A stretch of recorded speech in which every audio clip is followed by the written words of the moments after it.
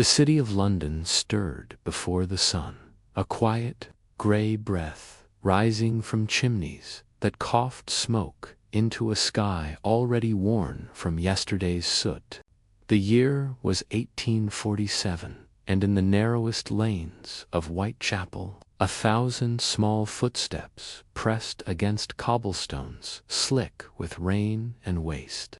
The air tasted faintly of coal, cabbage, and the metallic sting of survival. Somewhere between the baker's shop and the butcher's window, a boy named Edwin pulled the collar of his father's coat tighter around his thin neck and stared at the hollow shelves that used to smell of bread. The baker had long since run out of flour, and the scraps he swept into his palms would soon become another family's breakfast. Edwin waited anyway, because waiting was free.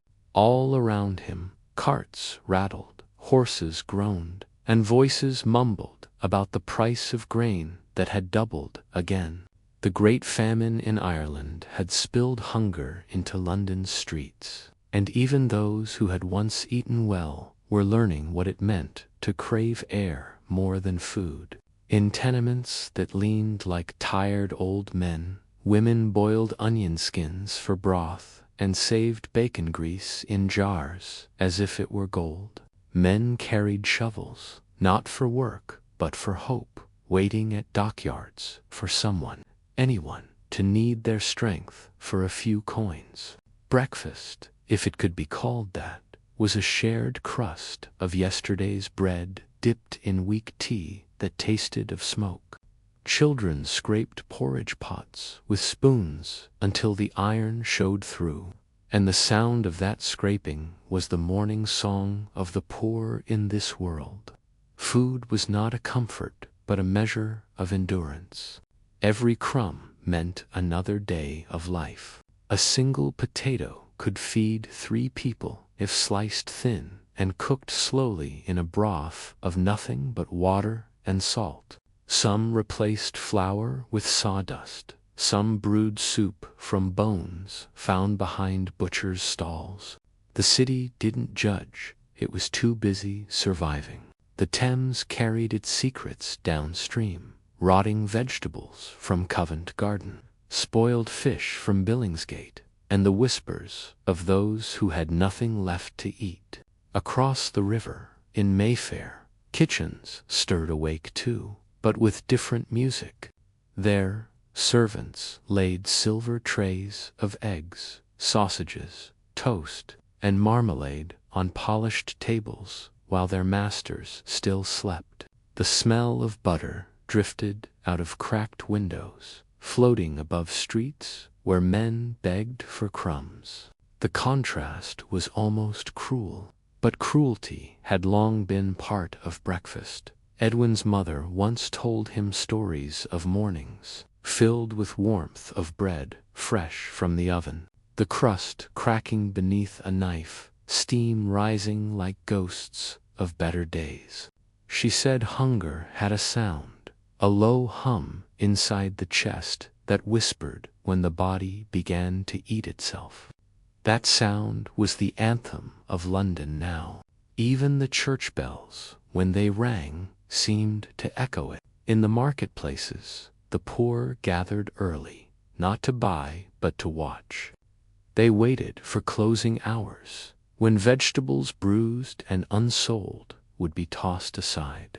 Then began the scramble, old men and mothers pushing against one another, clawing for carrots, split in half, or cabbages spotted with rot. It was not dignity they sought, only survival. Children learned early that hunger had no manners. You ate what you found, or you didn't wake the next day. The baker finally emerged, his apron dusted white like snow on a grave. He looked at Edwin and the others and said nothing. There was no bread to spare. He reached into his pocket, pulled out a handful of crumbs, and scattered them into the gutter for the pigeons. The birds descended in a frenzy, wings flapping, beaks stabbing, feathers catching light like pieces of hope. Edwin watched, his stomach turning, and thought of catching one. Some boys did. They roasted pigeons over candle flames, the smoke filling the room with a smell both sweet and guilty. But today, he didn't have the courage. He turned away, the city spinning softly around him, and walked toward the docks, where men queued for labor. His mother's voice echoed in his head. If you find nothing, bring home the story instead. So he walked with empty hands, but his eyes gathered everything. The girl in rags, sipping rainwater from a tin cup. The old woman trading a pair of boots for half a loaf. The butcher sharpening his knife and pretending not to notice the hungry faces pressed to his glass. As the fog lifted, the day revealed its dull color, pale, tired, endless. The clatter of hooves mixed with the clinking of bottles as the milkman made his rounds, though few could afford his goods. He poured more milk into the gutter than into cups. The smell of it, warm, sweet, wasted, filled the air and made the hunger sharper. Edwin reached the docks and joined the silent crowd of men waiting for a foreman's nod. Some had been there since dawn. Others hadn't eaten since the week before.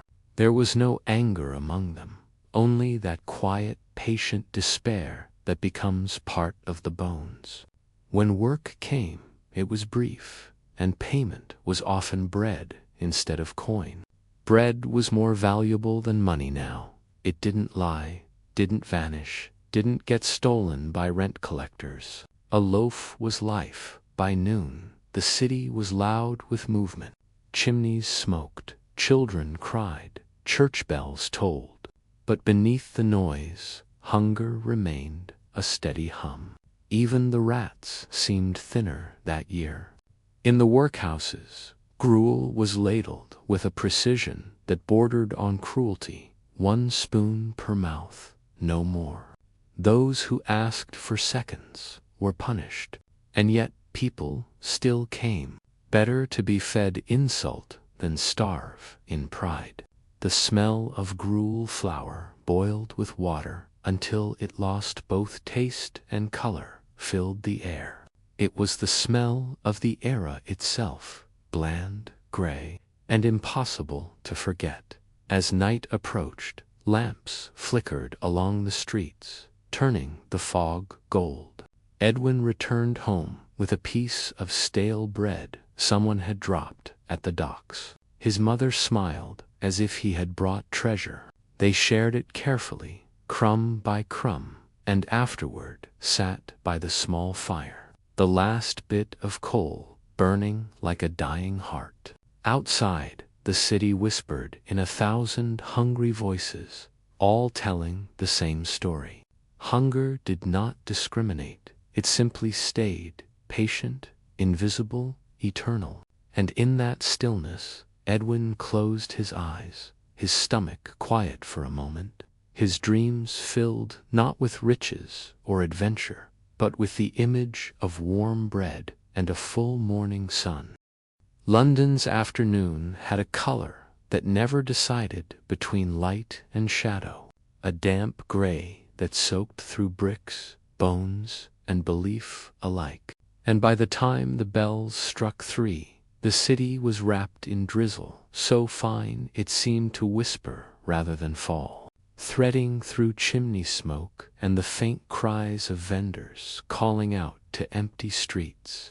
In one narrow room above a cobbler's shop in Spitalfields, Clara stirred water in a dented kettle and pretended it was tea. She did it every day at this hour because habit, even when hollow, could still taste like comfort. The fire beneath the pot was small, fed with scraps of wood pulled from the street, but it burned steady, and as the water began to murmur, she gathered her 2 children close.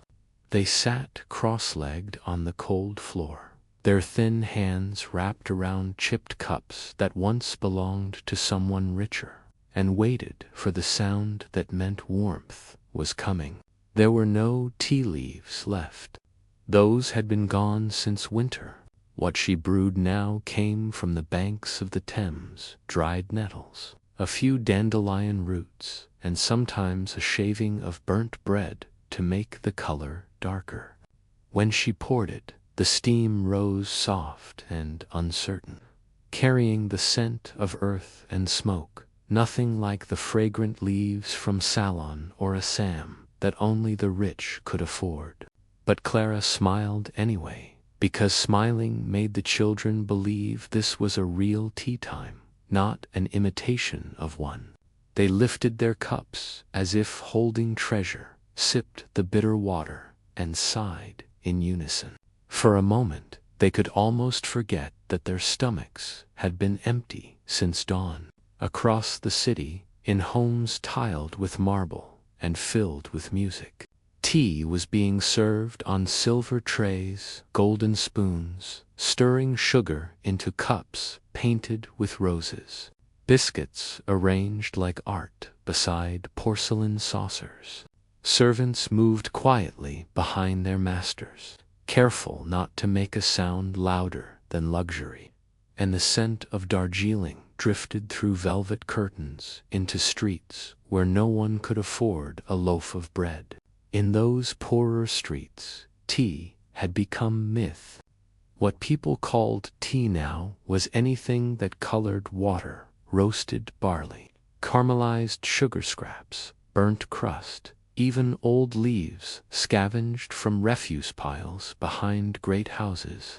There were entire markets that traded in used tea gathered from the bins of the wealthy, dried again in the sun, sold cheap in brown paper packets to those who couldn't tell the difference between bitterness and survival. Clara had once found such a packet at a stall near Whitechapel and treated it like gold, steeping it 6 times before it turned the water pale as memory. Each brew weaker than the last, each sip a little less of what it pretended to be.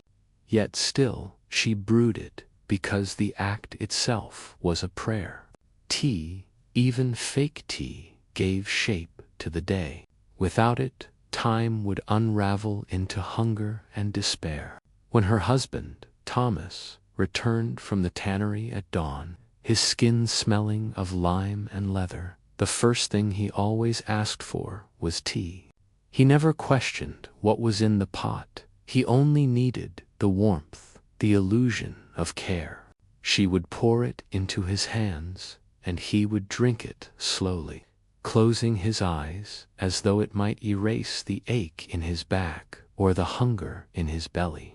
That ritual, repeated endlessly, was what kept them alive, not in body, perhaps, but in spirit.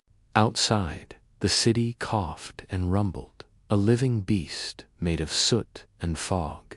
The milkman's cart rattled down the lane, though few could pay him, and the smell of coal fires mixed with wet stone to create the scent of poverty itself, heavy, damp, and unshakable.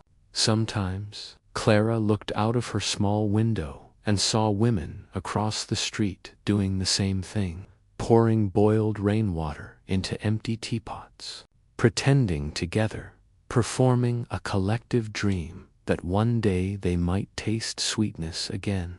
Children played at tea parties too, with cups made of tin and spoons carved from wood, mimicking manners they had never learned, lifting pinkies as they sipped air.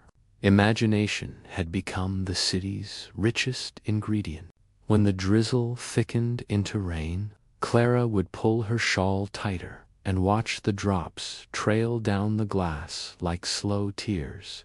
And she would think about her mother, who once brewed real tea every Sunday after church, served with milk and jam, when life had still been full of small certainties.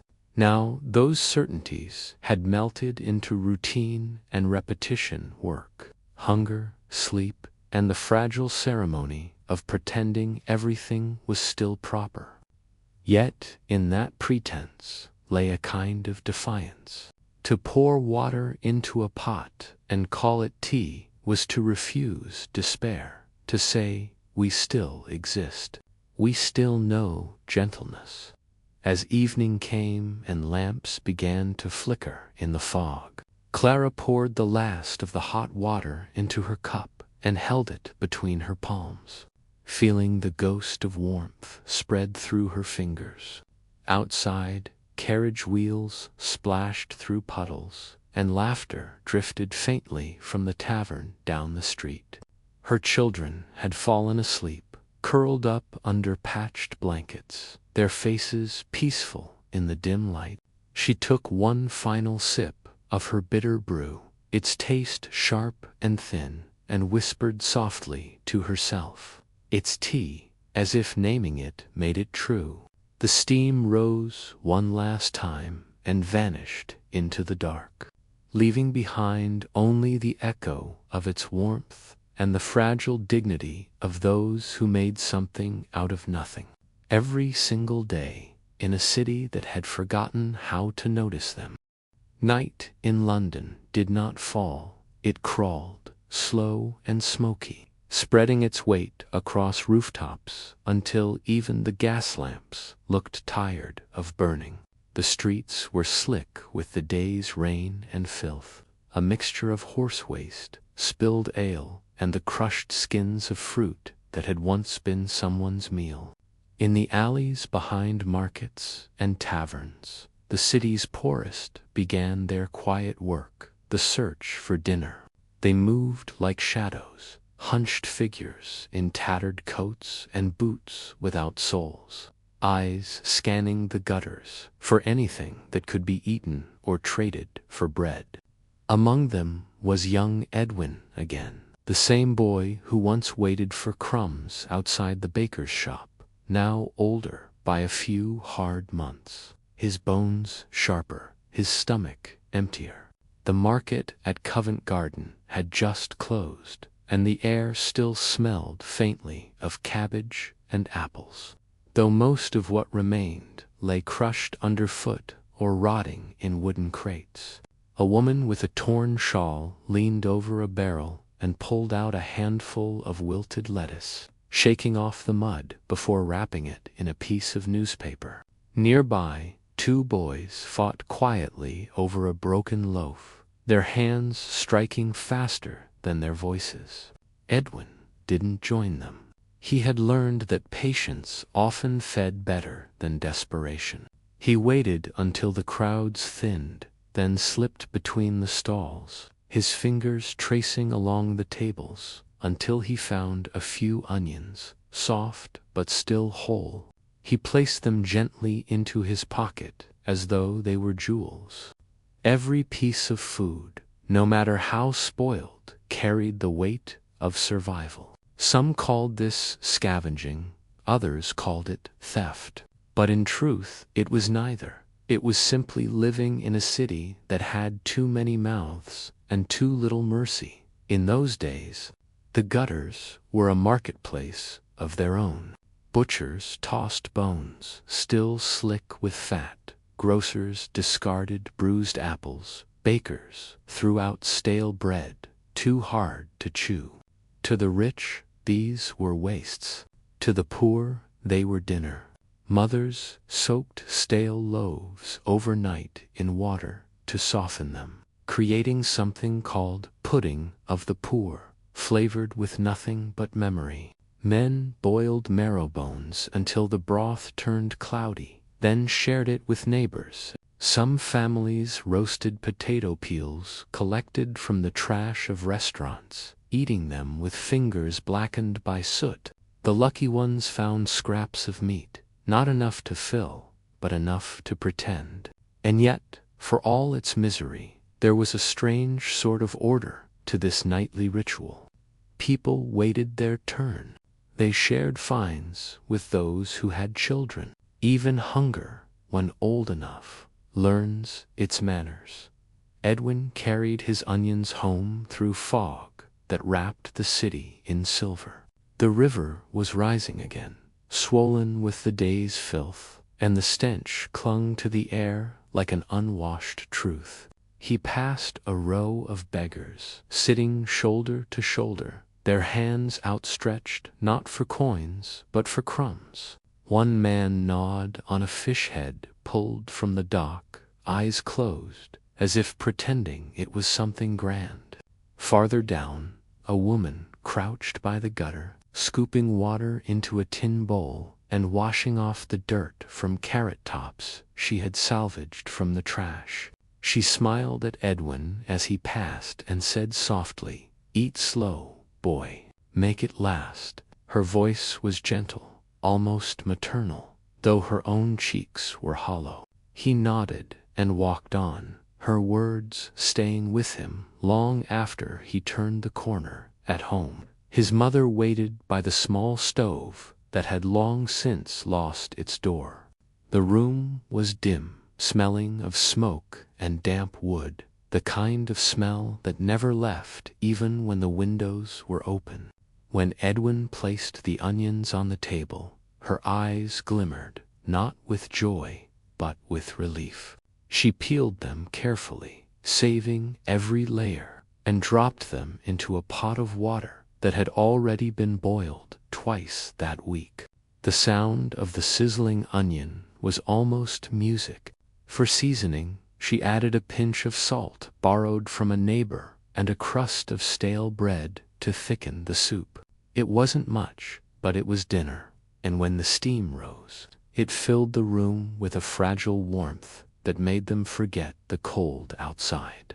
They ate slowly, each spoonful a victory, each swallow a quiet prayer that tomorrow might bring something more. Outside, the night deepened. The lamplighter moved down the street, his long pole lifting tiny flames into the dark, one by one, like stars returning to a forgotten sky. Rats scurried along the gutters, their bellies rounder than most of the people's, feasting on what humans left behind. The sound of horses faded as taverns closed, leaving only the distant hum of the Thames and the occasional cough of someone sleeping in the street. London, at that hour, belonged to the hungry, the ones who searched, the ones who scraped, the ones who still believed that tomorrow's garbage might hold a miracle. Edwin finished his soup and stared into the pot, tracing the last bits with his spoon, unwilling to let the taste go. His mother watched him quietly, her hands folded in her lap, the firelight reflecting in her tired eyes. "There'll be better days," she said, though her voice trembled. He nodded, not because he believed her, but because believing was the only thing left that didn't cost money. They sat in silence for a while, the sounds of the city muffled by rain, and somewhere outside a church bell rang midnight. That bell meant nothing to the rich, but to the poor. It marked the end of hunger's longest hour, the moment when you stopped searching and simply accepted the emptiness.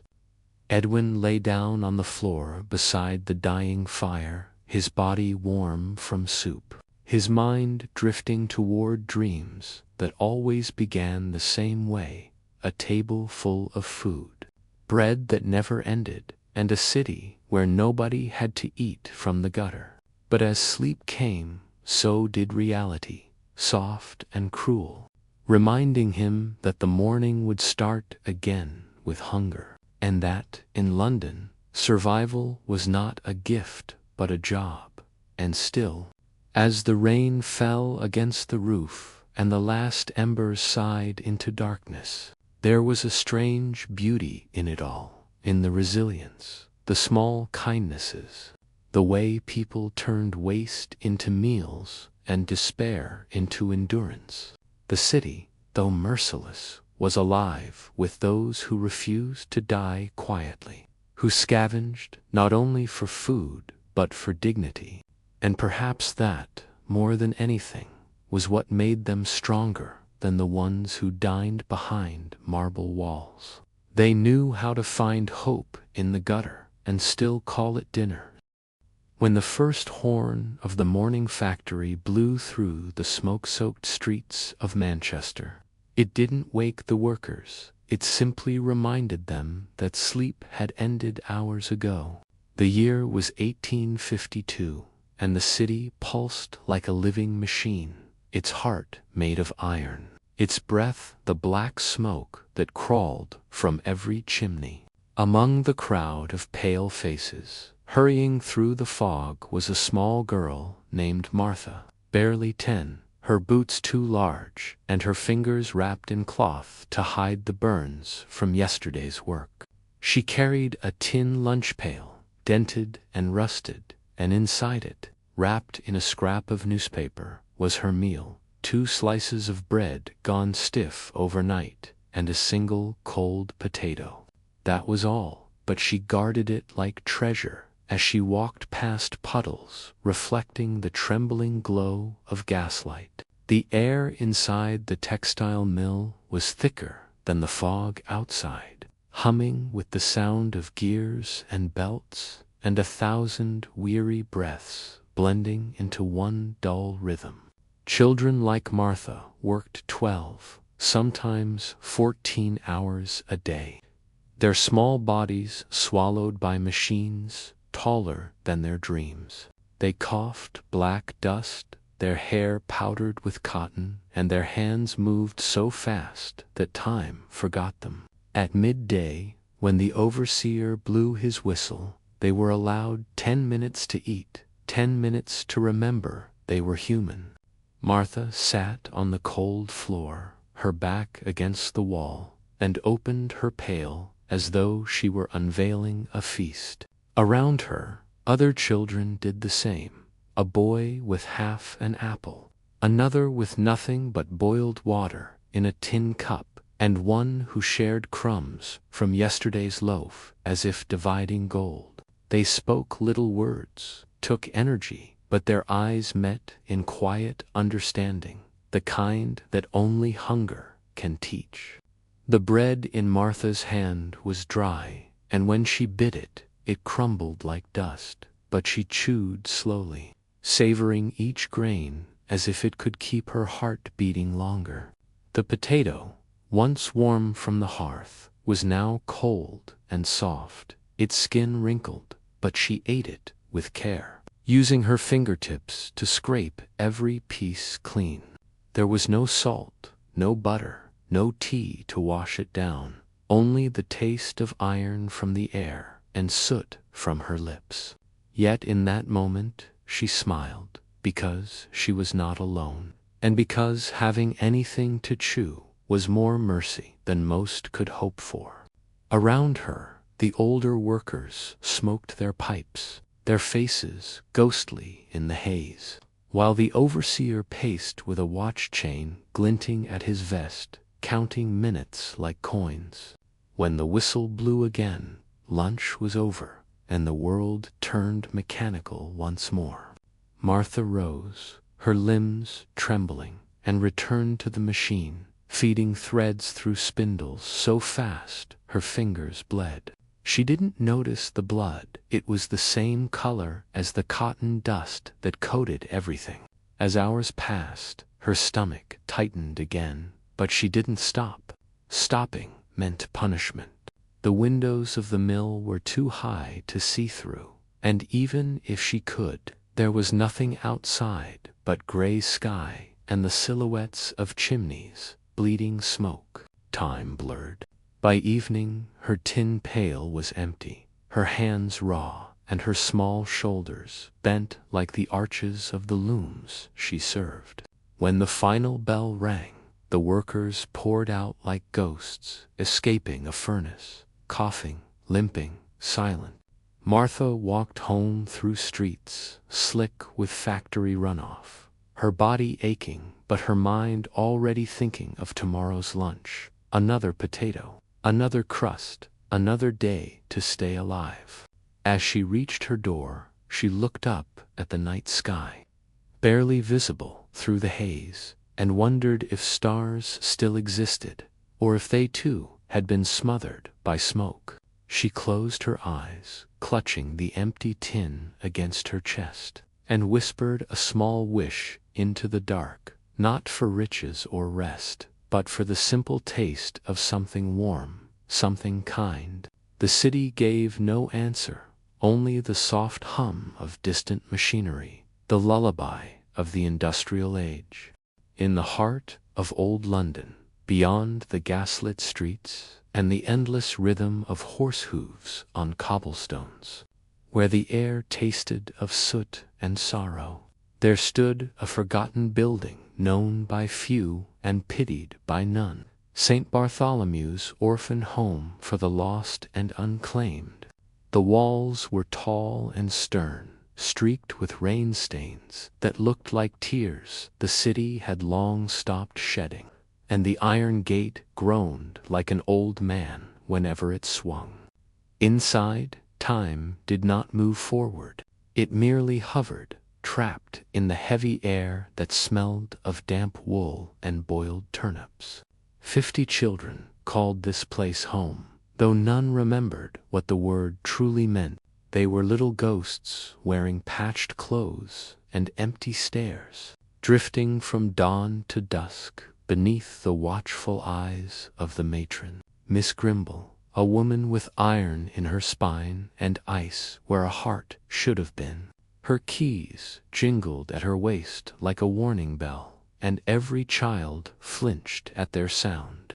Dinner, if one could call it that, was announced each night at precisely 7 o'clock by the clang of a ladle against a pot.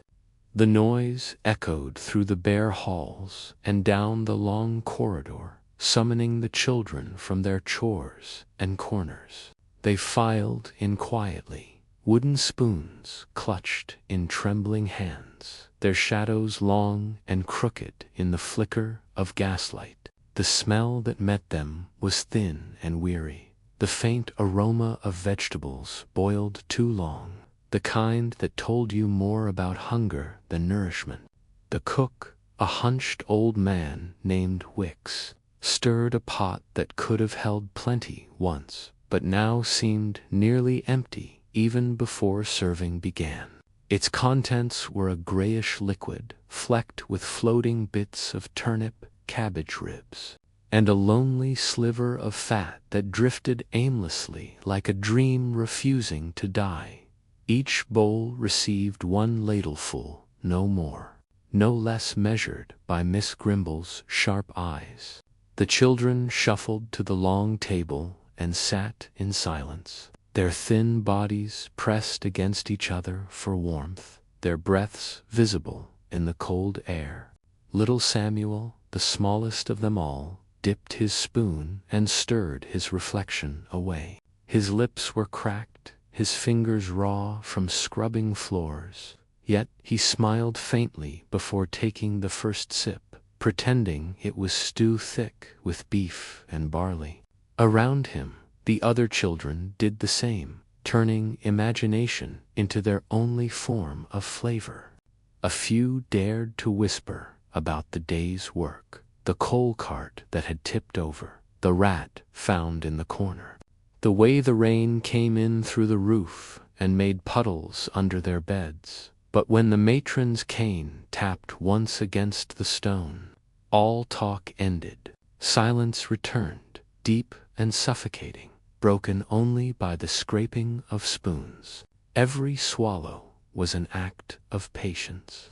Every empty bowl was a quiet prayer that tomorrow might bring more.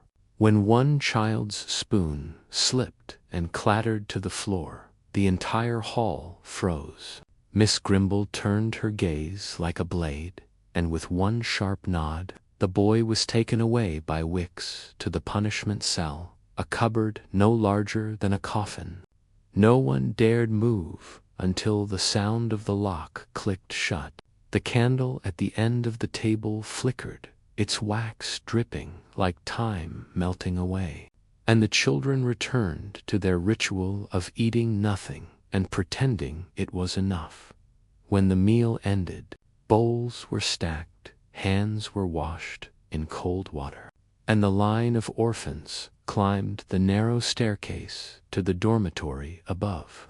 The beds were iron frames with straw mattresses, so thin that every spring could be felt against bone. Blankets were shared between two, sometimes three, and the rain tapping on the ceiling made a lullaby no one could afford to ignore. Samuel lay awake long after the others had drifted into restless dreams. He watched the moonlight crawl across the ceiling, silver and faint, sneaking through a crack in the roof.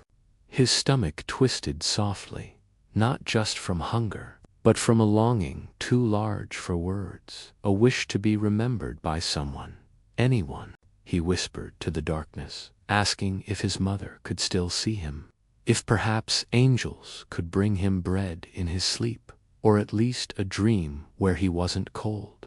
The only reply was the distant toll of church bells from the richer quarter, 12 slow chimes marking the end of another day of poverty. Somewhere beyond those foggy streets, families gathered around glowing hearths, carving roast meat, pouring gravy, breaking bread still warm from the oven. The scent never reached here, but the thought of it did, cruelly vivid, like a story told just to tease. And yet, even in that silence, there was a flicker of defiance, a strange, fragile thing that refused to die. It lived in the way Samuel pulled his blanket tighter, in the way he whispered good night to the boy beside him, and in the way the children dreamed of mornings brighter than the last, because hope, in those dark corners of London, was the only thing that could fill an empty belly.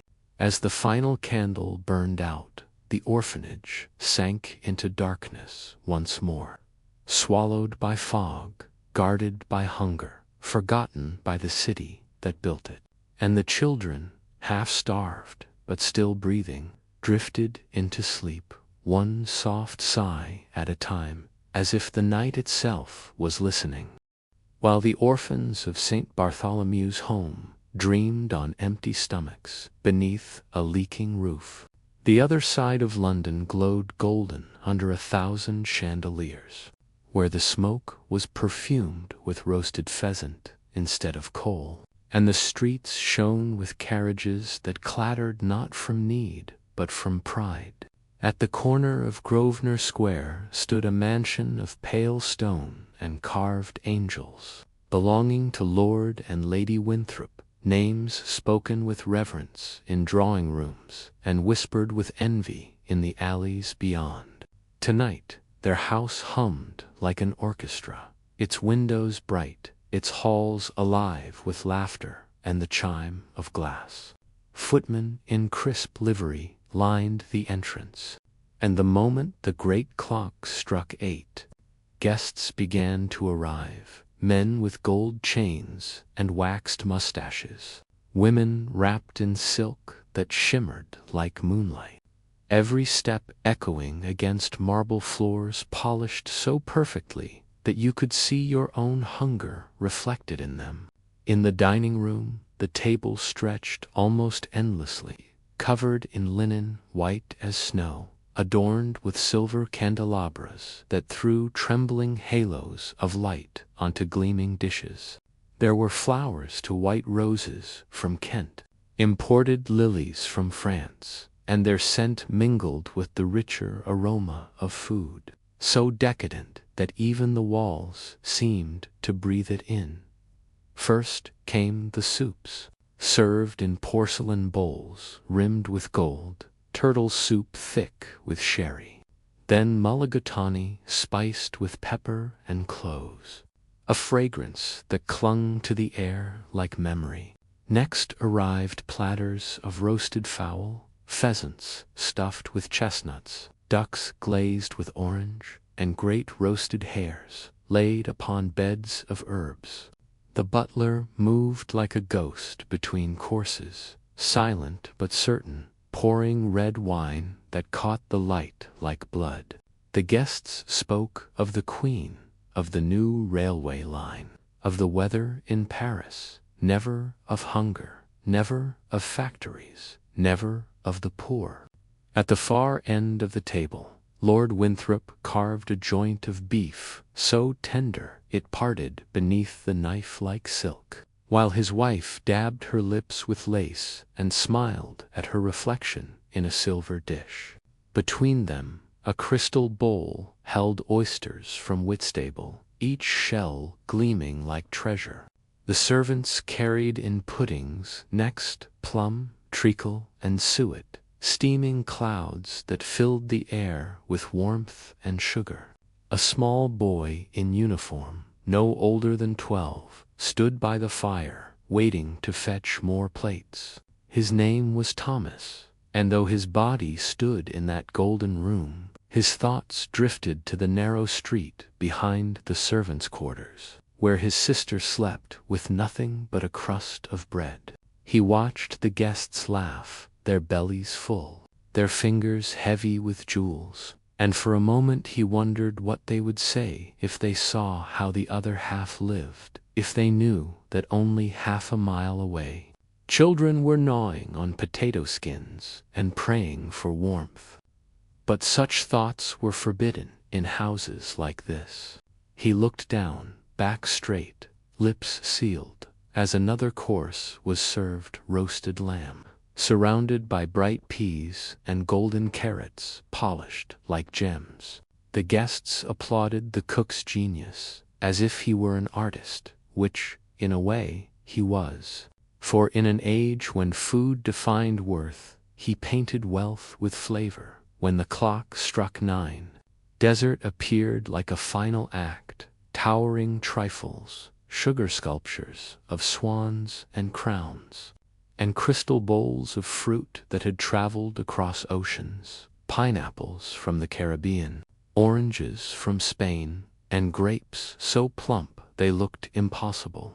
Lady Winthrop leaned back in her velvet chair, fanning herself as the orchestra in the adjoining parlor began to play. The guests rose slowly, their laughter blending with violins as they drifted toward the ballroom, leaving behind the scent of satisfaction and the remains of luxury half-touched. On the plates, scraps of meat still glistened, sauces still pooled, and crumbs of cake sparkled like gold dust. Thomas and the other servants moved in silence to clear the table, stacking silver, scraping leftovers into buckets. One of them whispered, "It's enough to feed 20." And Thomas nodded but said nothing. When the kitchen doors closed behind them, the glow of chandeliers dimmed, replaced by the dull orange flicker of the servant lamps. Down in the basement, the cook allowed each servant a few bites from what remained: a torn crust of bread, a spoonful of pudding, a sliver of roast too small to notice missing upstairs. Thomas took his share quietly, closing his eyes as he chewed, not because it was delicious, but because guilt and gratitude tasted the same to him now, later, when the guests danced beneath a ceiling painted with angels. He slipped out the back door into the misty night. The air outside was cold, and the scent of roasting meat still clung to his clothes. He walked quickly down the alley to where his sister waited near the lamp-post, a small figure in a ragged shawl, her face pale as candlelight. "Did you get anything?" she asked, voice trembling. Thomas nodded and opened his hand to reveal a single bread roll, still warm. She took it as though it were a diamond, tearing it in half and pressing the larger piece back into his hand. They ate in silence, standing beneath the gaslight, their breath mingling in the fog, the city roaring softly around them.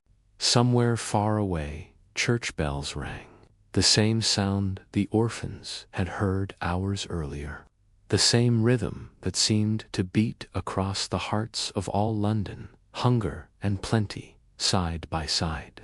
Thomas looked back toward the mansion, its windows still glowing gold, and thought how strange it was that one city could hold both heaven and hell within a single street. When his sister finished her half, she smiled faintly, and in that fragile smile lived all the hope that the rich would never understand.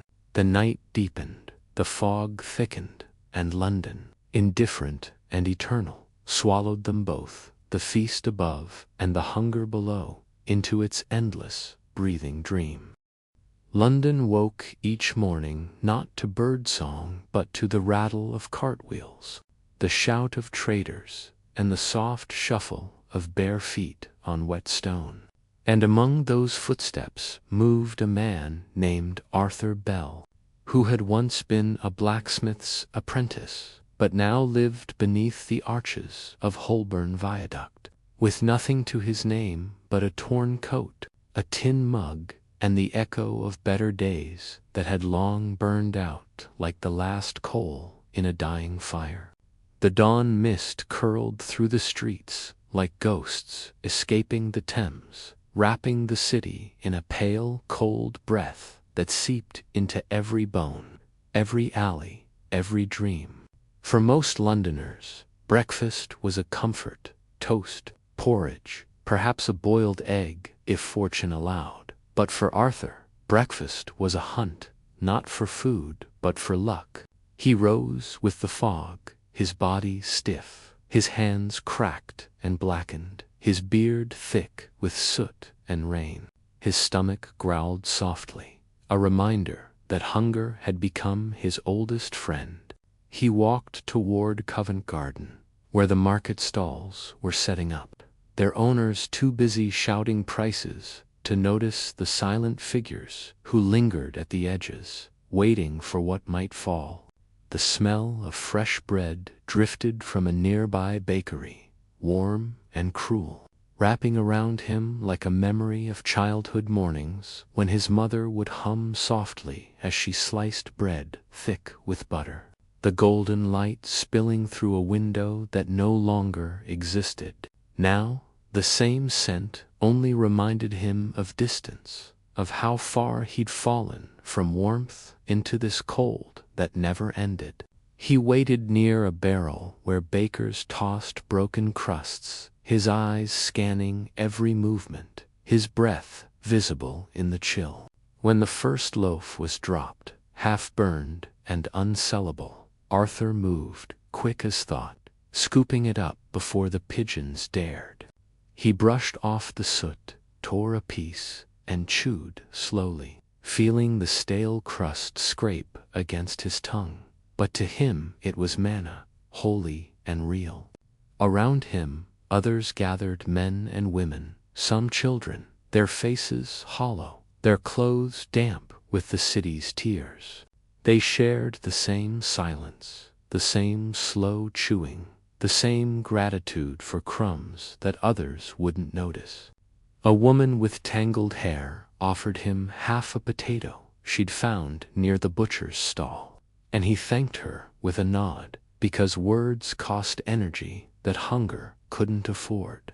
Together they sat on the curb, the fog rising around them like a curtain drawn to hide their shame from the waking city.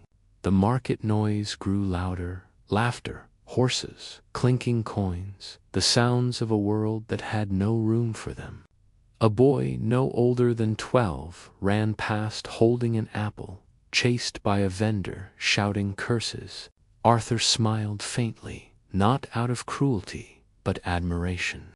The boy had courage, and courage was rarer than food. As the sun climbed weakly above the rooftops, the beggars began their morning rituals. Some begged near church gates, others searched the gutters for anything that might resemble sustenance. Arthur made his way toward Fleet Street, where gentlemen read their newspapers over tea and spoke of empire and industry, unaware that the man sweeping their crumbs into his hand was part of that same empire, just the forgotten, invisible half. He found a quiet corner beside a bakery vent, where the air was warm and smelled faintly of sugar and yeast.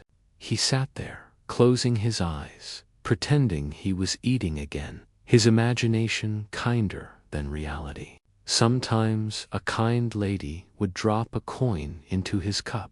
Sometimes nothing but rain filled it. But he stayed, because warmth was worth more than charity. By noon, his small breakfast had vanished from his stomach like smoke, and fatigue crept through his limbs.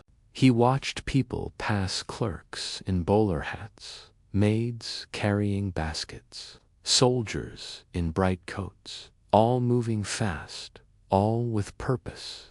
He wondered if anyone ever looked down long enough to see him, or if he had already turned into part of the pavement. When hunger bit again, he walked toward the Thames, where scavengers gathered near the water's edge, searching the trash from the markets above. There, among rotting vegetables and torn paper, he found another prize, a bruised apple, brown at the edges but sweet in the center. He ate it in 3 bites, each one slower than the last, as though savoring not the taste but the miracle of having it at all. The river beside him reflected the city's heart, dark, restless, full of motion and memory. He dipped his tin mug into the water, took a careful sip, and grimaced at the metallic taste. But he drank anyway. As afternoon turned to evening, the light dimmed into a soft gold that painted even the poorest faces with a kind of grace. Arthur wandered back through the streets, past taverns spilling laughter and smoke, past church steps where preachers spoke of salvation to men too tired to listen. He stopped near an alley where a cat slept on a pile of rags, and for a brief, fragile second he envied its peace. His belly still ached, but he smiled anyway, because he'd survived another morning, another battle fought quietly in the streets that never noticed him. When the church bells tolled 6, he returned to his archway, laid down his tin cup beside him, and pulled his coat tighter. The city above roared on, oblivious, as the fog rolled back in, hiding the poor from the polite. Arthur looked up once more, his eyes tracing the faint outline of the moon through the smog, and whispered softly, "Tomorrow may be bread." The wind carried his words away like smoke from a dying fire, scattering them across rooftops, across windows, across lives that would never hear them. And as the first stars fought their way through the gray sky, Arthur closed his eyes and drifted into sleep, not peaceful, but steady, a sleep shaped by hunger, held by the hum of London, watched only by the river and the fog that knew all secrets. The sound of clanging keys and iron doors echoed through the narrow halls of St. Giles Parish Workhouse, as the morning fog lifted from the cobblestones outside, and for those within it was not a sound of order, but of endurance, for here breakfast was not a meal, it was an event to survive. The year was 1848. And London's workhouses had become both refuge and prison for the desperate souls who could no longer afford life beyond their walls. Inside, the air smelled of boiled oats, wet stone, and disinfectant. It clung to the skin like sorrow. Rows of men, women, and children moved through the corridors in silence, their boots scraping the floor in rhythm with the dull thud of ladles striking iron pots. They were the broken threads of an empire that had no use for weakness widows, cripples, old laborers, and orphans who had grown too tired to beg. In the dining hall, long wooden tables stood like altars, each lined with tin bowls waiting to be filled. The overseer, a thin man with a face carved by rules and years, stood by the door with a pocket watch in one hand and a cane in the other, timing each scoop as if mercy were rationed by the minute. From a massive cauldron, the cook poured ladles of thin, gruel watery mix of oats, flour, and sometimes, if luck permitted, a drop of milk so small it felt like rumor.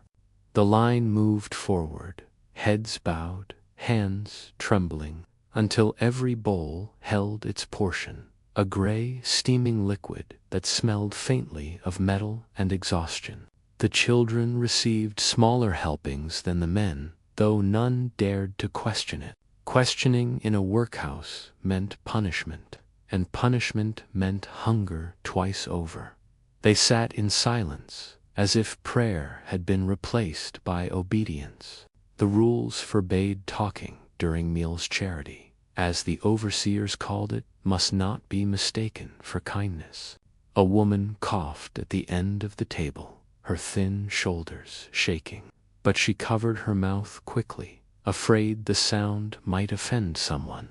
Beside her, an old man named Henry lifted his spoon with shaking hands, eyes clouded by age and memory.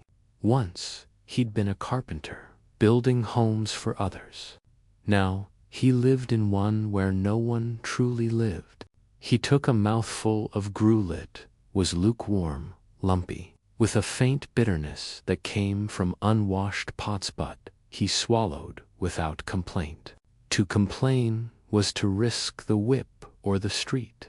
Across from him, a little girl with pale hair and bare feet stared at her bowl as if waiting for something to change. When she finally took a sip, she smiled faintly.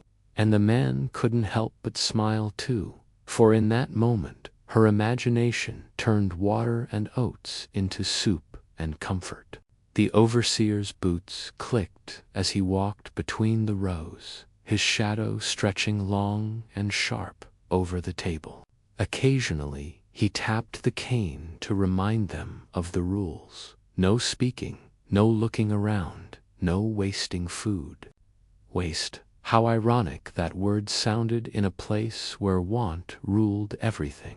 When the bowls were empty, the inmates rose as one and carried them to the scullery, where women scrubbed them clean with cold water that bit into their skin.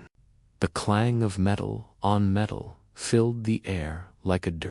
Outside, the workday would soon begin, breaking stones, picking oakum, scrubbing floors. Labors meant to humble the poor, to remind them that charity was not free. In return for shelter and food, they surrendered their names, their pride, their right to dream. Henry followed the others toward the yard, but as he passed the kitchen door, he caught a glimpse of the cook wiping his brow, and behind him, a small loaf of bread left untouched on the shelf. His stomach twisted, but he looked away. Stealing even a crumb meant days in the punishment cell, dark and damp as a tomb. Still, that loaf burned in his mind all through the morning, the thought of its crust, its smell, its softness. By noon, the workhouse bell rang again, summoning them back for the second meal of the day. It was nearly identical to the first gruel, thinner this time, served with a hunk of bread so hard it could bruise the gums. A few inmates dipped it into the bowl to soften it, turning the gray mixture into paste. Some had lost their teeth entirely, gnawing only on memory. The air grew heavy with the sound of chewing, swallowing, and quiet sighs. A mother of 3 who'd been brought here when her husband died of fever. Her youngest boy, barely 6, sat beside her, clutching his bread like treasure. "Eat slowly," she whispered, breaking the rule, her voice trembling as she looked around. The overseer's eyes met hers for a split second, and fear froze her lips. She pretended to cough, to hide the sound, and continued to feed the child tiny pieces. When he smiled, she almost cried. That smile, small as it was, reminded her that love still existed, even here, where humanity had been rationed. The boy licked his fingers clean when he was done, and she wiped his face with the edge of her sleeve. The meal ended, as it always did, with the overseer's final inspection, ensuring every crumb was consumed. Afterward, the hall emptied slowly, leaving behind only the smell of boiled grain and tired souls. That night, when the lamps flickered low, Henry lay on his cot, staring at the ceiling's cracks that resembled roads leading somewhere he'd never go again. From the women's ward came the faint sound of lullabies, mothers singing to children who dreamed of bread and sunlight. Rain began to fall, tapping gently against the barred windows, and through that soft rhythm, he thought he could almost hear the city breathing beyond these walls, free, indifferent, alive. He closed his eyes and let the rain speak for him, whispering through the dark that maybe tomorrow's gruel would be warmer, maybe the overseer's mood lighter, maybe something kind might still exist in this world that called mercy a burden. The workhouse slept uneasily, its walls sighing under the weight of the forgotten. And outside, the gaslights of London shimmered faintly through the mist, feeding on dreams the poor could no longer afford. Beneath the flickering gas lamps of Whitechapel, where the air smelled of soot, horse dung, and stale ale, the butcher's market came alive before dawn. Its cobbled streets, slick with blood and rainwater, its wooden stalls lined with carcasses that hung like silent witnesses to hunger and survival. The butchers shouted in rough, cheerful tones, their cleavers flashing as they sliced through meat, bone, and sinew, and the city's poor gathered in shadows, watching, waiting, hoping for what came after the scraps. When the wealthier customers were done choosing their cuts, when the day's trade began to slow, that was when the real crowd came, the invisible ones, the rag-pickers, widows, workhouse runaways, and barefoot children who hovered like ghosts at the edge of the stalls. Their eyes darted toward the chopping blocks where fat, gristle, and slivers of unwanted flesh fell into piles that glistened in the weak morning light. The butchers knew them. Of course, they pretended not to see, but occasionally, with a grunt or a look, they would toss a scrap into the gutter, and the waiting hands would rush forward. In that filthy water, where blood mixed with mud, fingers fought for fragments, nails clawed at the stone, and someone always came away bleeding. Still, no one left empty-handed, because even a bone could mean dinner. A cracked marrow bone, when boiled for hours, could turn water into broth, a feast by their measure. Among them was a woman named Ada Green, her face hidden beneath a torn shawl, her hands wrapped in rags. She'd once worked as a maid in a fine house near Kensington, before sickness took her husband and hunger took her pride. Now she came every morning to the butcher's row, carrying a dented tin pail that smelled of yesterday's stew and smoke. She moved quietly, eyes down, waiting until the butcher boys swept the floor and threw out the waste. Sometimes they sneered, calling her old bones, but she didn't mind. Names didn't hurt as much as hunger. That morning, the sky was heavy with mist, and the streets echoed with the clatter of carts and crows. The butcher's apprentice, a red-faced boy of 16, dumped a bucket of offcuts into the gutter cartilage, fat. A few scraps of organ meat, and Ada lunged forward before anyone else could. Her fingers closed around something slippery, soft, and still warm. She didn't look at it too closely. She dropped it into her pail and backed away, heart pounding, eyes scanning the crowd for the constable. Taking from the gutter wasn't a crime on paper, but poverty itself was treated like one. She returned to her corner under the bridge, where a few other women huddled around a small fire built from broken crates. The Thames, wide and black beneath them, whispered against the stone, carrying with it the city's secrets, the smoke of factories, the ashes of dreams. Ada poured water from a rusty kettle into a tin pot, added her find, and waited for the bubbles to rise. The smell that drifted up was strange, metallic, almost unbearable, but it meant warmth, and warmth meant life. The others watched silently, each lost in thought. One of them, a girl no older than 15, clutched a baby to her chest, its face wrapped in a shawl that once might have been white. The child whimpered, and Ada reached out, tearing off a strip of boiled fat and handing it to the mother. "Let it chew," she said softly. "It'll keep quiet." The girl nodded, eyes glistening in the firelight. Around them, the city roared a symphony of wheels, hooves, and human struggle, but beneath the bridge there was only the sound of simmering broth and shallow breathing. By midday, the pot was nearly empty, and Ada leaned back, eyes half closed, feeling the faint warmth spread through her belly.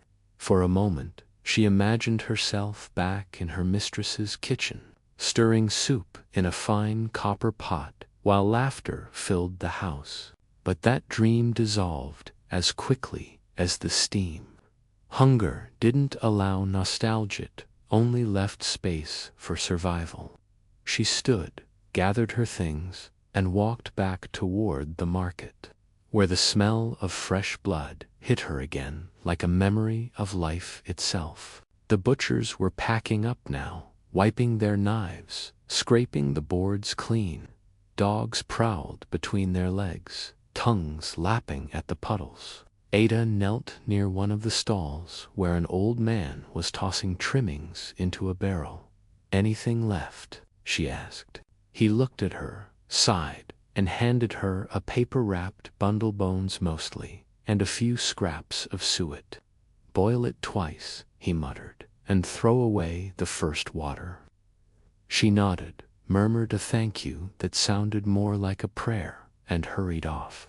That evening, as the city lights flickered across the fog, Ada found herself joined by two orphan boys at her fire.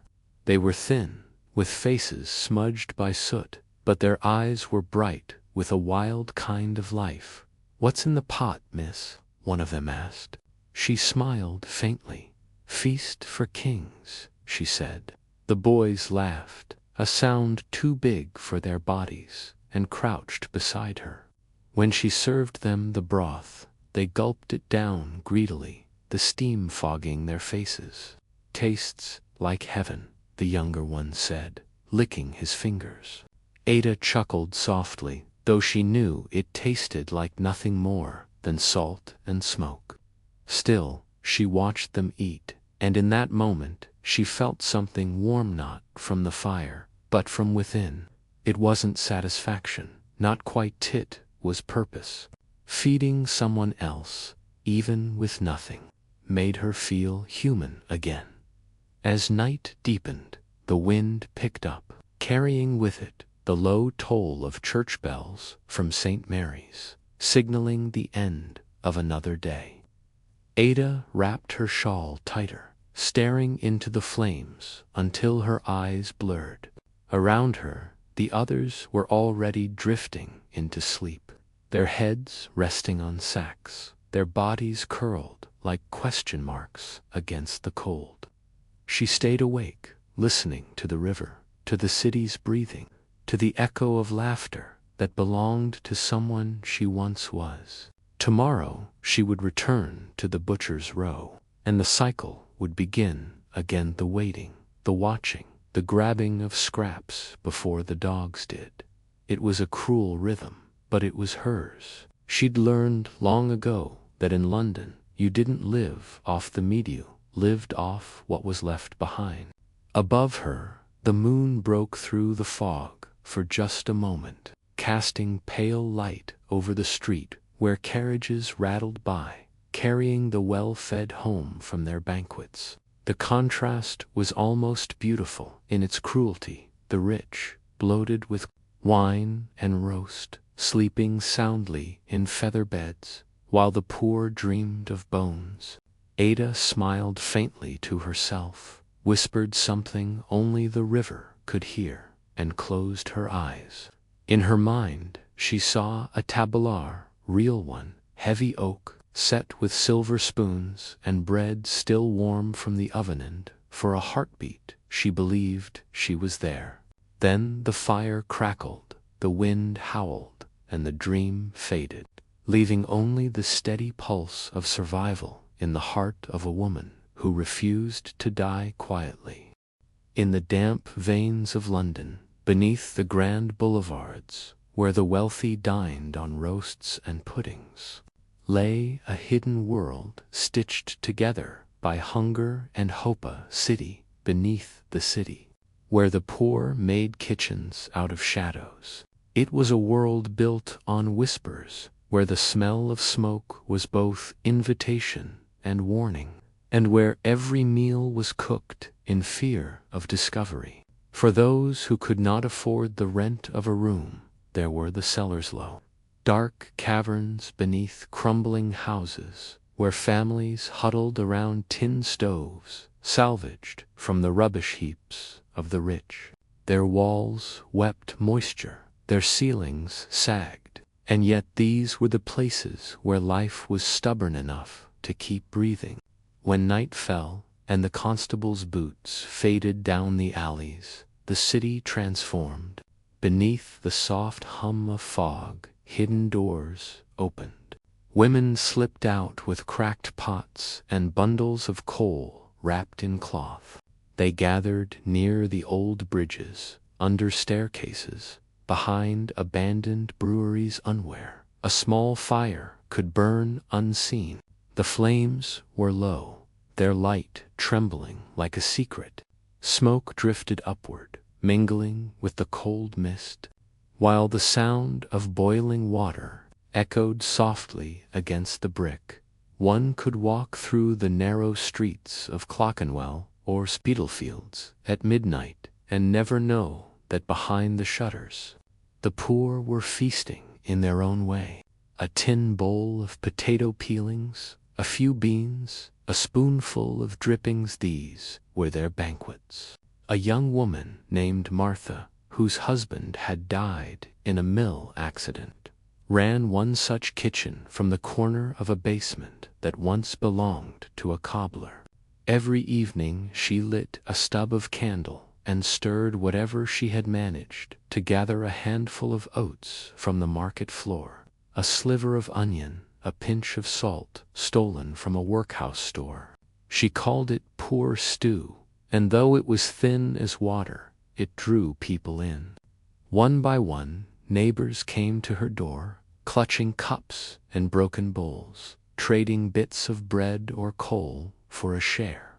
No one went away hungry, though no one ever felt full. There was a quiet dignity in a tight kind of rebellion against the city that had forgotten them. As Martha stirred, her face glowed in the candlelight, and the steam wrapped around her like a halo of survival. Children dozed by the wall, their faces smeared with soot but peaceful, the sound of the simmering pot becoming a lullaby that promised another dawn. Sometimes, the smell of these secret meals drifted up through the floorboards, catching the noses of landlords or police, and then came the pounding on doors, the shouts, the threat of eviction or arrest. It was illegal to light fires in certain districts, and many of the poor paid for their warmth with their freedom, but they kept cooking, for hunger knew no law.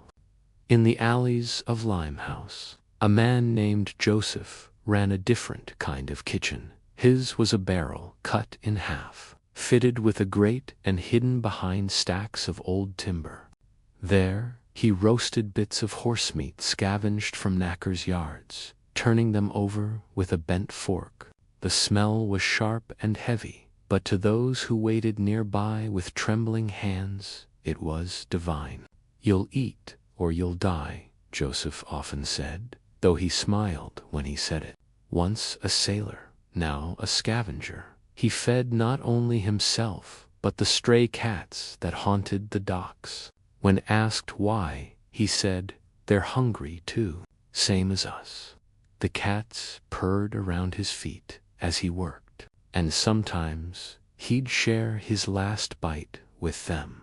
Farther west, near the soot-blackened chimneys of Paddington, lived a family of 7 in a single damp room, where the mother cooked meals on a small iron pan placed directly on the coals of their fireplace.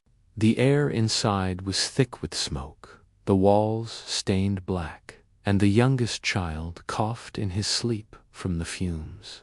Yet when she stirred her pot, half cabbage, half rainwater shay hummed softly, the same lullaby her mother once sang in the countryside before they'd come to London in search of a better life. She remembered fields, birds, and fresh bread. Now her world was walls and ash, but the act of cooking still made her feel human.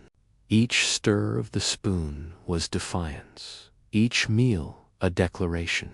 We are still here. Sometimes she would pretend the cabbage soup was stew and the stale bread was cake, and for the briefest moment her children believed her in the hidden corners of the city. Firelight danced on faces that had long forgotten joy, and yet there it was, small, flickering, alive. An old man named Thomas, who lived under the railway arch, built his kitchen out of bricks stolen from a collapsed wall. His stove was nothing more than a hole lined with stones, his pan an old helmet from the war. He boiled whatever the day offered, a pigeon caught near the docks, a handful of nettles, sometimes even candle wax, melted into soup for the sake of warmth. When others laughed at his madness, he'd grin through his missing teeth and say, "Better a fool with a hot meal than a wise man with an empty belly." His laughter echoed through the arches, mingling with the rattle of trains, above strange music of endurance. Sometimes, travelers from the countryside would wander into London and stumble upon these scenes, thinking they had discovered some pagan ritual fires glowing under bridges, faces gathered in circles, the air thick with strange smells. But these were no rituals. They were prayers made with pots and spoons. The poor didn't ask for miracles, they made their own. Each kitchen was a rebellion, a heartbeat of warmth in a city that thrived on coldness. The authorities could chase them, fine them, lock them up, but they couldn't extinguish the instinct to cook, to share, to survive. For in every pot that simmered in secret, there was more than just food. There was memory, community, and the faint echo of dignity. By dawn, the fires went out, and the smoke vanished into the fog, leaving no trace that life had been fought for there. Martha would scrape her pot clean and tuck it under her bed. Joseph would scatter ashes over his coals, and Thomas would curl up beside his dying embers. The streets would come alive again with the sound of carriages and vendors, and the city would look the same grand, indifferent, polished on the surface. But beneath it, in the cracks and corners, the secret kitchens of the poor would wait for night to fall again, ready to light their small fires against the great darkness. In the heart of Victorian London, where fog rolled through alleys like tired ghosts and hunger was more common than kindness. The women of the streets became the city's quiet providers. They were not cooks by trade, nor saints by choice. As the city's grand carriages clattered home from the opera and the gas lamps flickered awake, a different world stirred to life in the narrow lanes of Eastcheap, Holborn, and Spitalfields. There, women set up makeshift stalls and steaming pots, selling food to the poorest souls who roamed after dusk. They called them hot pie ladies, penny pudding women, and tea mothers. Their voices floated through the fog, calling softly, hot eels, warm pies, steaming broth, and in those cries there was both despair and hope. They stood wrapped in shawls, faces red from the cold, fingers cracked from years of work, their breath turning to mist as they ladled soup into tin cups for anyone who could spare a coin or a story.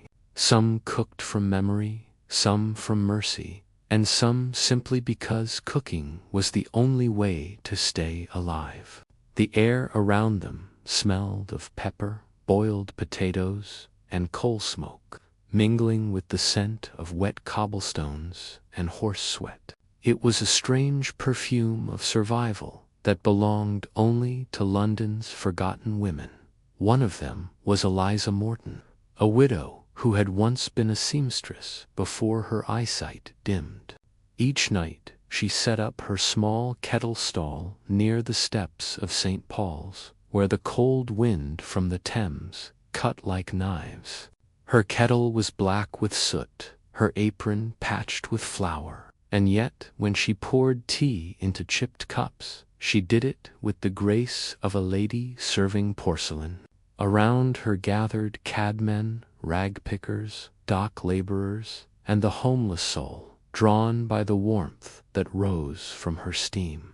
Her tea was weak, her bread stale, but her voice was soft, her stories rich. She told tales of summers past, of roses in the countryside, of her husband's laughter when life was easier. Men listened not for the words, but for the way her voice softened the world. When a child begged near her stall, she would slip him a biscuit and whisper, "Eat slow. Love it lasts longer that way." Those who passed by her corner often said that Eliza's tea didn't just warm the hands, it warmed the heart. Farther down the street, in a narrow passage between two tenements, another woman worked quietly. Her name was Nora Finch, known among locals as the night cook. She had once worked in the kitchen of a wealthy merchant, but was dismissed after stealing a crust of bread for her starving child. Now she cooked for those even poorer than herself. Her pot was enormous, dented, and always full of something bubbling stew, porridge, or broth, depending on what the day's scraps had offered. She cooked with a rhythm that felt like prayer, stirring, tasting, adding a pinch of salt, humming softly to herself. The glow from her fire painted her face gold, and the steam curled through her hair like smoke from an altar. Men who'd worked all day unloading ships would sit on the cold ground, slurping her stew in silence. She never asked for payment, only said, "Leave what you can." Sometimes she received a penny, sometimes a piece of coal, sometimes nothing, but always a thank you, and that was enough. The police often chased her away for blocking the public way, but she always returned the next night.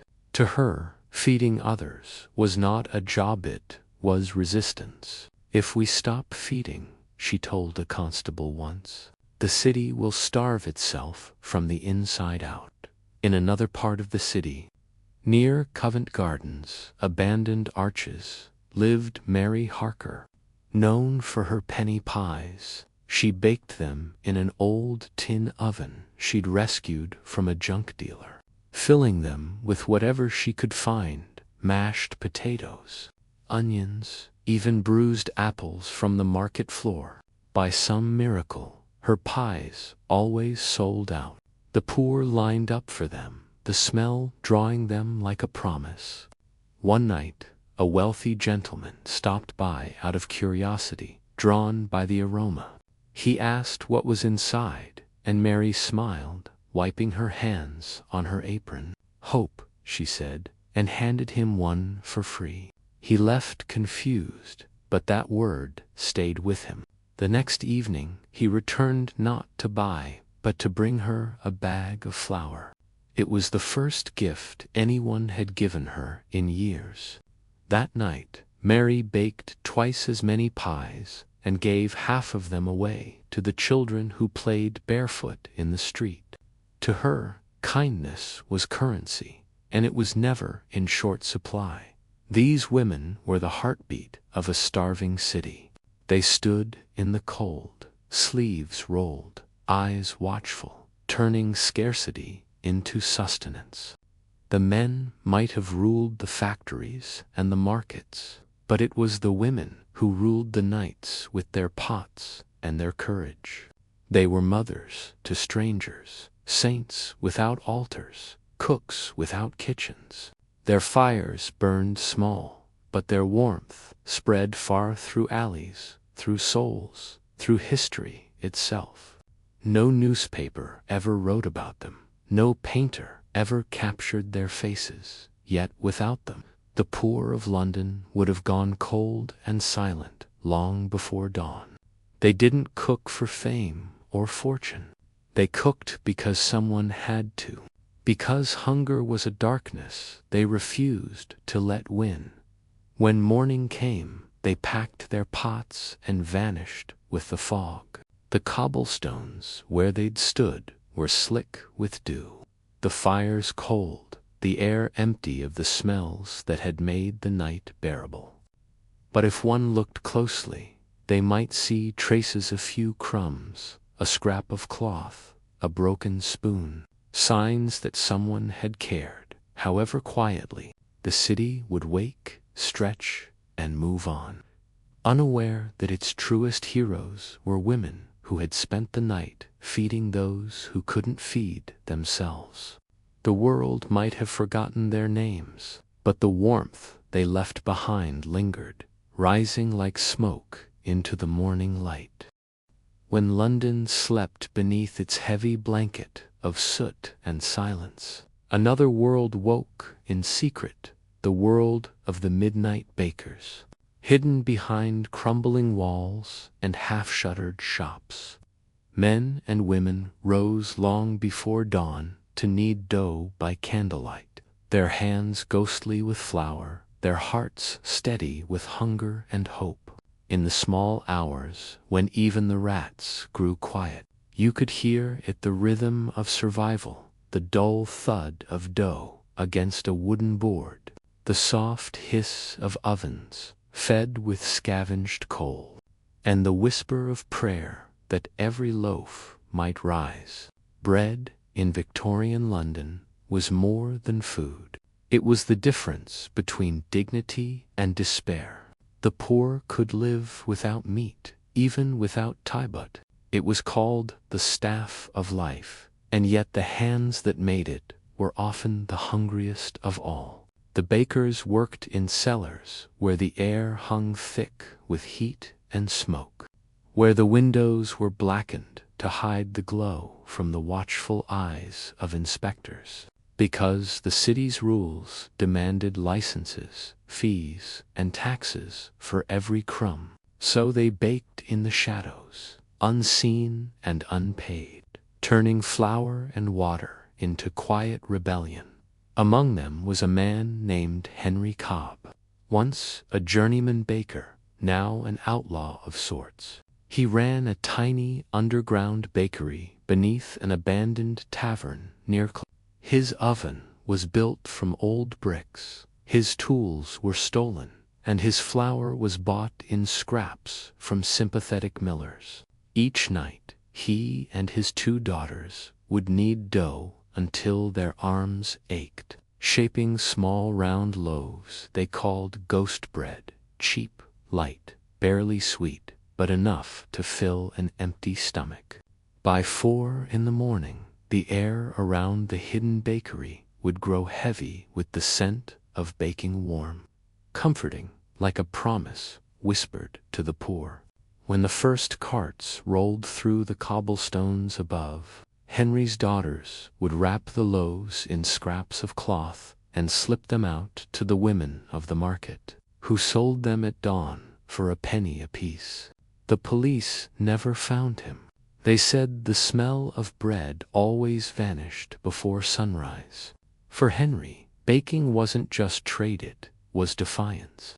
"They can tax the rich," he once said, "but they can't tax the smell of bread." In another part of the city, behind the soot-black chimneys of Whitechapel, worked an old woman named Agatha, known among beggars as Mother Crust. Her bakery wasn't really a bakery at all. It was the remains of a bombed-out workshop she had turned into a small oven room.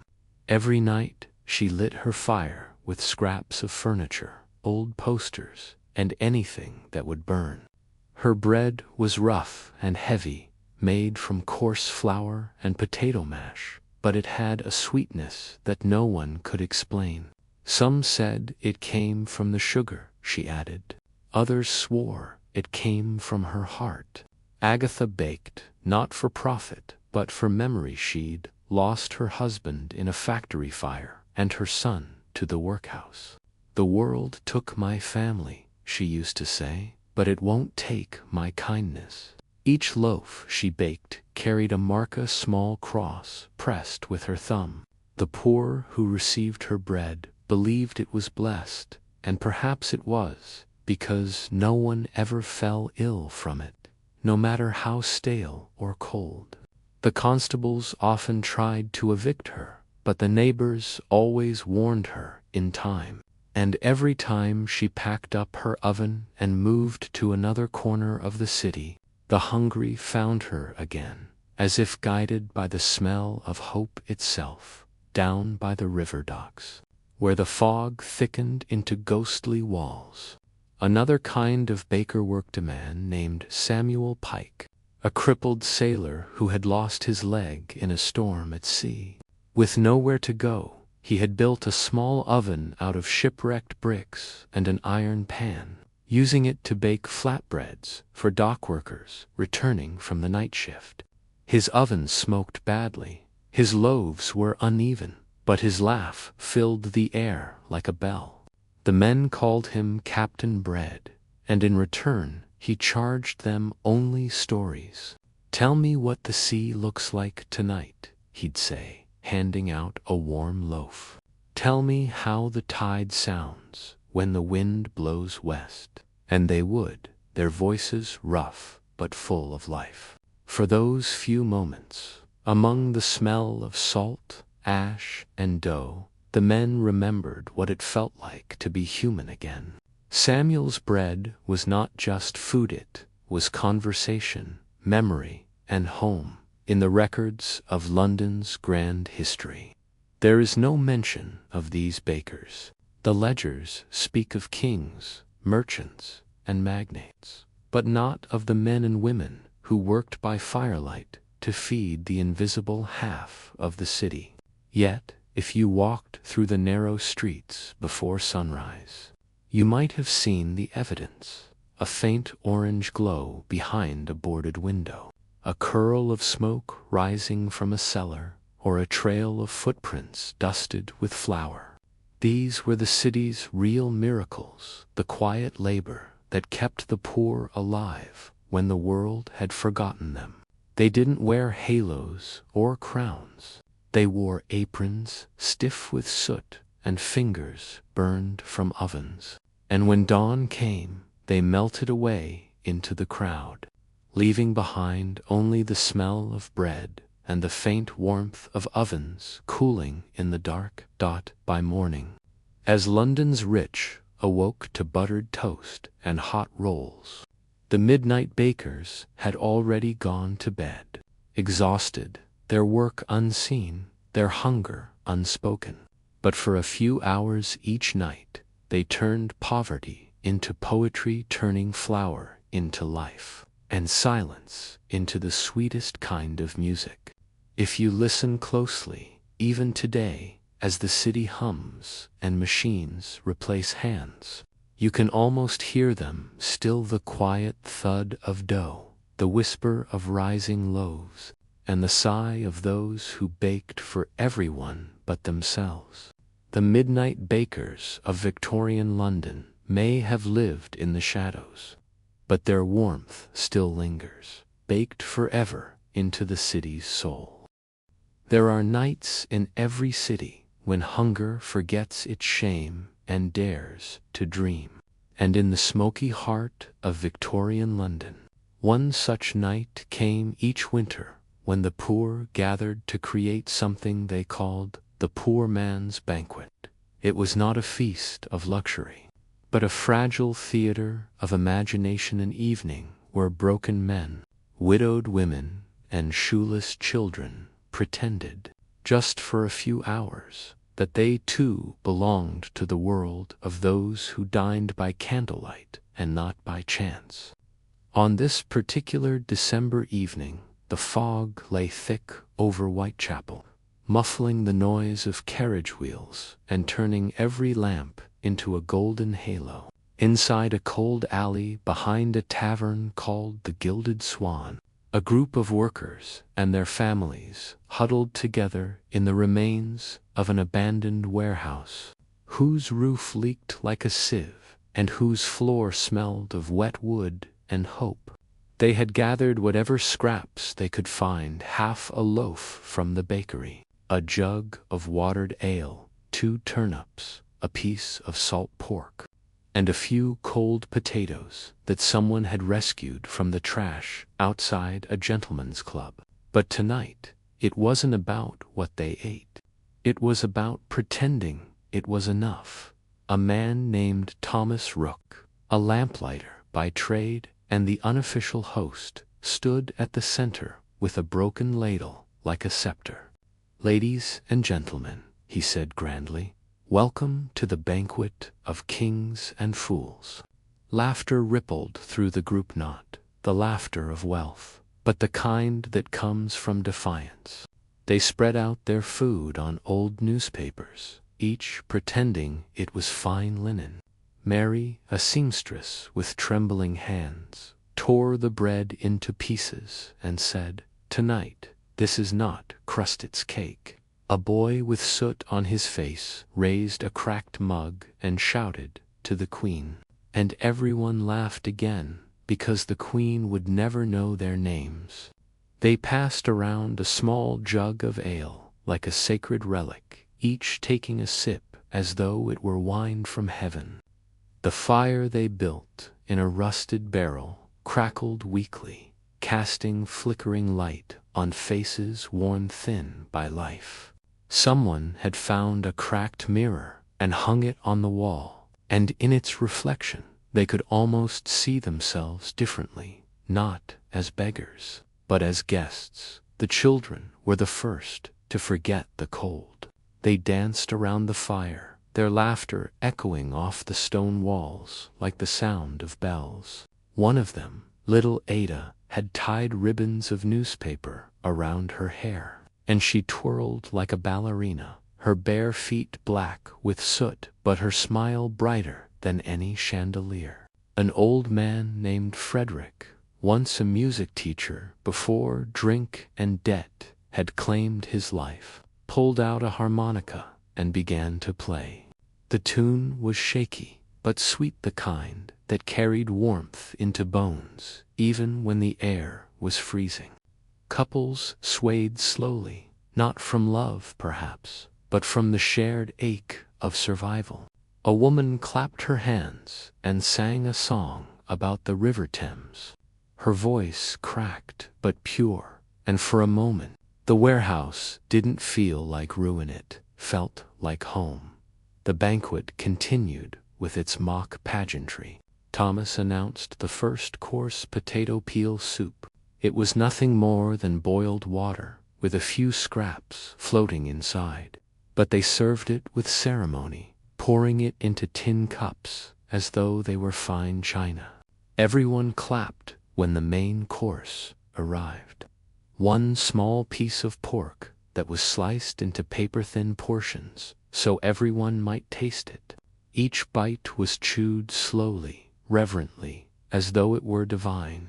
And when they reached the end of the meal, Mary stood and unveiled the dessert, a crust of bread sprinkled with sugar, dusted from the bottom of an empty sack. The crowd applauded, children squealed, and for that brief, shimmering moment, the hunger faded. They weren't poor anymore.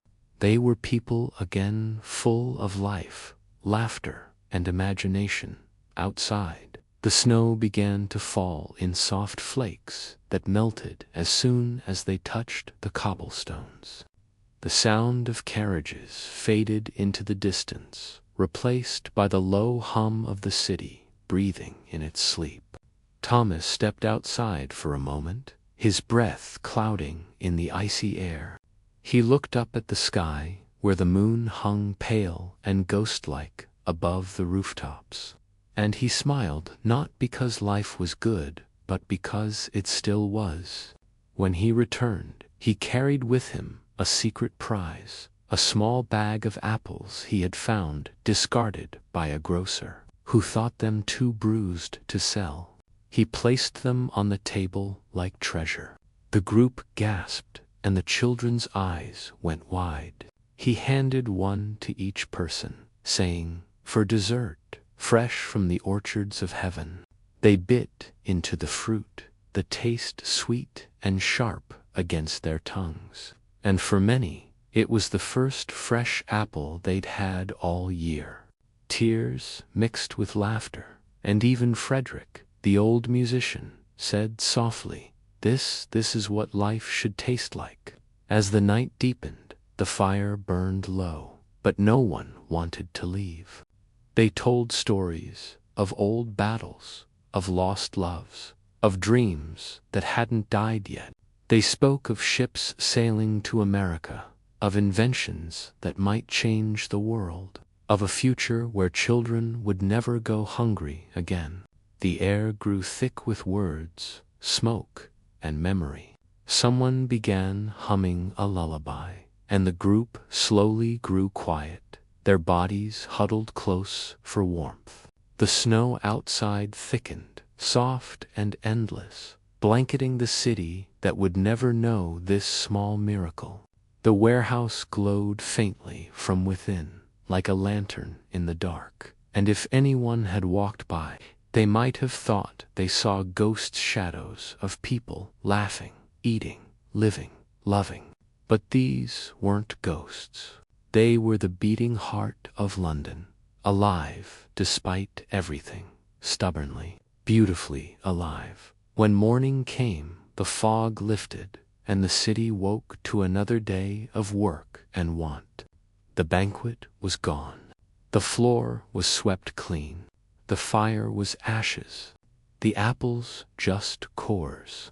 But something lingered in invisible warmth, a trace of laughter that even the cold couldn't erase. For those who had been there, that one night would last forever, a night when the poorest of the poor became kings, queens, and dreamers, seated at the grandest table of all, the table of survival. And though their names were never written in history books, if you listen closely on a winter's night, when the wind blows through the alleys of London, you can still hear their voices softly saying grace for the little they had and the much they imagined. London awoke that morning not to birdsong but to footsteps, thousands of them, heavy, tired, and full of fury as the fog rolled low across the Thames.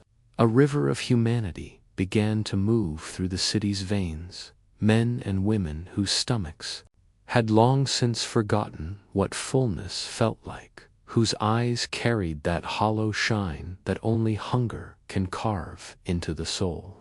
They called it the Hunger March, but to those walking, it was something far deeper. It was a final prayer in motion. They came from every direction, from the soot-choked factories of the East End, from the docks where work had dried up, from the villages where crops had failed and landlords had taken everything but the will to keep walking. The sound was strange at first, a dull murmur, the slow rhythm of worn boots striking cobblestones. But as they gathered, hundreds turning to thousands, the noise swelled into a kind of heartbeat that the city couldn't ignore. Old men leaned on sticks, mothers carried babies wrapped in rags, and boys barely 12 held homemade signs that read, "We hunger not for charity, but for bread." The cold air burned their lungs, but they kept walking, their breath rising like steam, their silence louder than any anthem. The shopkeepers watched from behind their windows, clutching ledgers and fear. The constables stood ready at corners, their polished buttons gleaming like the eyes of a system that had long since stopped seeing. At the head of the march walked a man named Elijah Gray, a coal miner turned laborer turned leader by the simple fact that he refused to bow. His coat was torn, his boots full of holes, but his back was straight. Every step he took was for his dead wife, who had starved the winter before. Every word he shouted was for his 2 daughters, still sleeping under a blanket of newspaper miles away. "We are not beasts," he cried, his voice cutting through the fog. "We ask not for pity, but for justice." His words rolled down the streets, bounced off brick walls, and echoed through the alleys where children played among ash heaps. Behind him, the crowd answered, not with words, but with footsteps, steady, endless drumbeat of defiance. They marched past the bakeries, where the smell of bread drifted like a cruel taunt, past the pubs, where laughter spilled out warm and thick as stew, past the mansions, whose windows glowed gold against the gray sky. Some threw glances of disgust, others of guilt, but no one could look away for long. The statues of generals loomed above them, cold and indifferent, as though carved from the very stone of apathy. The crowd spread wide, filling every corner of the square, a sea of caps, shawls, and hungry faces. A woman named Nora Bell climbed onto a crate, her baby tied to her chest, and began to speak not like a politician, but like a mother whose patience had finally burned out. "They tell us to be grateful," she shouted, her voice cracking. "Grateful for crumbs, for soup lines, for prayers that never reach heaven. But what does gratitude mean to an empty stomach?" The crowd roared in agreement, the sound raw and terrible, like thunder made of pain. The police shifted uneasily, their batons glinting in the pale light. A constable called out for calm, but no one listened anymore. The world had been calm for too long. A young boy climbed a lamppost and waved a scrap of cloth like a flagot. Wasn't red or white or blue, just a torn piece of sack, but it fluttered like fire. Someone began to sing a hymn first, then a song of protest. It spread quickly, voices joining one by one, until it seemed the city itself was singing. And then, as if the heavens themselves were watching, snow began to fall, soft flakes drifting down onto the sea of faces. It was beautiful and cruel at once, the kind of snow that makes everything look peaceful even when nothing is. The crowd lifted their eyes to the sky, letting the flakes melt on their tongues, as though tasting purity in a world gone sour. Elijah stood still, snow collecting on his shoulders, and whispered, "Maybe God finally sees us." But the peace didn't last. A stone flew from the edge of the crowd. No one knew who threw it, but it struck the base of a statue, shattering silence into chaos. The police surged forward, shouting, truncheons raised. The marchers didn't fight.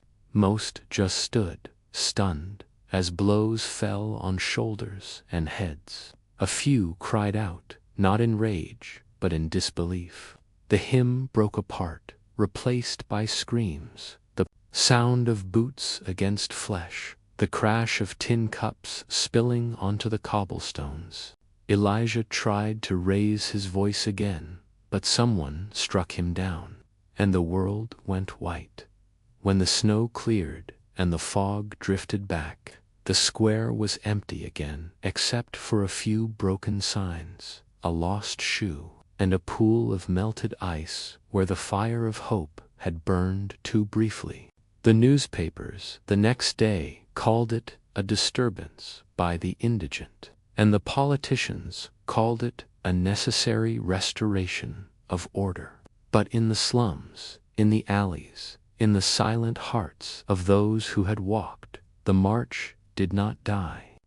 It lived on in whispers. They heard us, if only for a moment. The next winter, another march rose, smaller but fiercer, then another and another, until the echo of that first day became legend. For, in the end, hunger is the oldest teacher, and those who listen to its voice do not forget its lessons. Elijah Gray never marched. Again he lay buried in a pauper's grave on the city's edge. But the song they sang that day still rose from the streets, like smoke whenever injustice walked too proudly. If you wander Trafalgar Square on a cold morning, before the buses roar and the pigeons scatter, you might still feel, if the faint tremor underfoot, the heartbeat of thousands who marched not for bread alone, but for dignity. The city has grown rich since then, its windows brighter, its streets cleaner, but somewhere beneath the stone and steel, their footsteps remain, echoing through time. They were poor, but they were loud. They were hungry, but they were unbroken. And in their hunger, they found something greater than food. They found each other. The winter of 1888 was the kind that seemed to last forever. A season so cold it felt like the sky itself had frozen in sorrow. And in the heart of London's East End, where fog and hunger lived as neighbors, a group of men and women gathered for what they would later call, without irony, the Last Supper of the Poor. It wasn't a planned event, not a rebellion, not even a prayer. It began simply because one woman, Martha Finch, had found half a sack of flour discarded behind a mill and refused to eat it alone. Her husband had died that year of consumption, her 2 sons gone to the workhouse, and her only remaining family was the street itself. She lit a fire beneath the arch of an old bridge by the Thames, the river black and silent beside her, and began to mix the flour with melted snow in a cracked bowl. The sound drew others, the invisible ones, who wandered through the night like ghosts. One by one they came, an old shoemaker whose shop had burned down, a child with no name who slept beside chimneys, a woman who once sang in taverns but now could barely hum. They gathered not for food, but for warmth, for the fragile comfort of other beating hearts in the dark. Martha looked at them and said softly, "If we eat together, maybe we remember we're still alive." And so they began. The fire burned low and steady, its glow painting their faces in gold and shadow. The river's breath rose in misty clouds, wrapping them like a shroud. Martha poured the thin batter onto a piece of tin and held it over the fire, and the smell of cooking bread, a smell so simple, so wholly, spread into the air like a memory of better days. When the first flat cake was ready, she broke it into pieces and passed it around. No one spoke at first. They chewed, slowly, reverently, each bite a small miracle. For some, it was the first real food they'd had in days. The shoemaker closed his eyes and whispered, "This tastes like home." The child smiled faintly and said, "I can feel it warming me from the inside." Around them, the city groaned, carriages rumbling over bridges, distant bells tolling midnight, the endless whisper of water moving under the ice, but beneath the bridge, time itself seemed to stop. For once, the cold did not win. A man named Walter, once a clerk, began to tell a story. His voice was weak but steady as he spoke of the time he had seen the Queen herself pass by in her carriage, her face pale and beautiful behind glass.